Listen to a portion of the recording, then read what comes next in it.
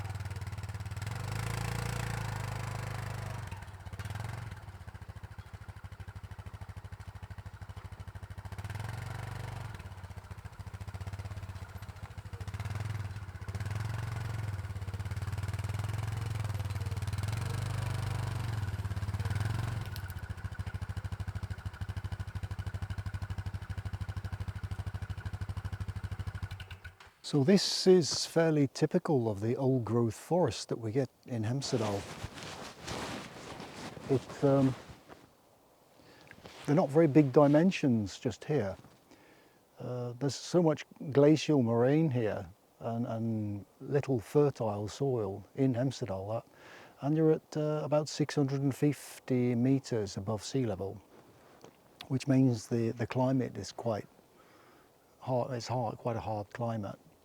Some of these smaller poles, they can be 150 years old. Imagine that. It's taking your time to grow, 150 years. And they are extremely hard. And they're the type of tree, or the material that we'd use for fencing. It's traditional fencing post.